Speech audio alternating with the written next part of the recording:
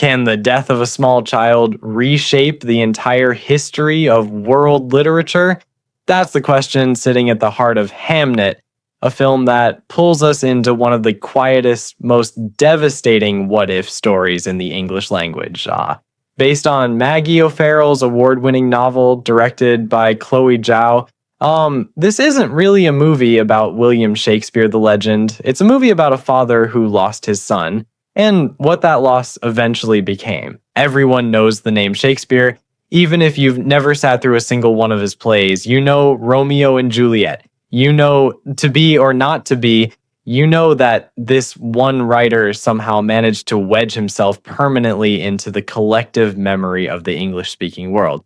But what most people don't know or don't think about is that Hamlet, arguably his most personal, most haunted play, is named after his own son, a boy named Hamnet, who died at 11 years old in the summer of 1596.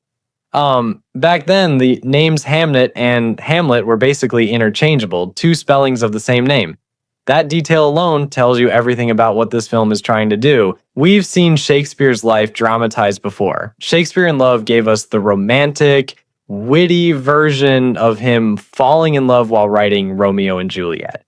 Anonymous gave us the conspiracy theory version, the what if he wasn't even the real author version. Hamnet gives us something rawer. It doesn't try to solve a mystery or charm us with wit. It sits us down inside a grieving household and asks us to stay there. And here's the thing about adapting a novel like this for the screen. It might be one of the hardest jumps in storytelling. A book lives entirely in your imagination. A film hands you someone else's imagination instead, fully formed whether you wanted it or not. So when you've read O'Farrell's novel and built your own picture of these people in your head, watching the film means constantly measuring it against what you already pictured. Hamnet stays mostly loyal to its source.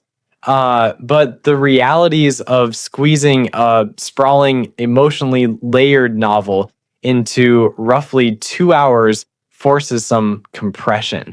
A lot of what the book lingers on gets reduced here to something closer to a summary.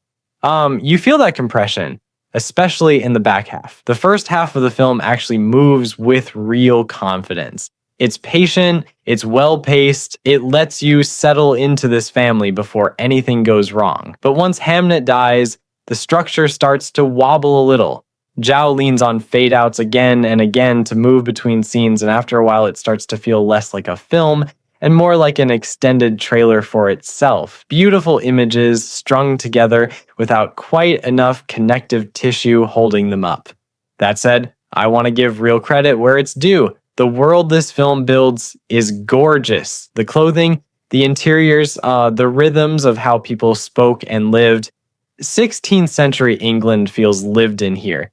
Not like a costume drama playing dress up, but if there's one reason to actually watch this film, it's not Shakespeare, it's his wife, Agnes. The film quietly shifts its center of gravity onto her, and that turns out to be its smartest decision, because Jessie Buckley's performance as Agnes is the kind of work people will be talking about come awards season. She plays this wild, unconventional woman like someone the village basically treats as a forest witch, with so much force and strangeness that everyone else in the film, Shakespeare included, ends up living in her shadow.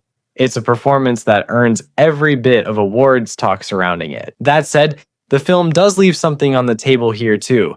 In the novel, Agnes carries this almost mystical inheritance from her mother, a deep, eerie connection to nature and ability to read a person just by holding their hand.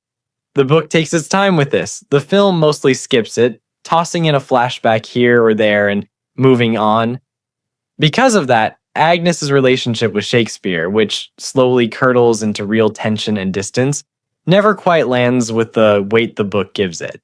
It's like, you understand that something is breaking between them, but you don't always feel why.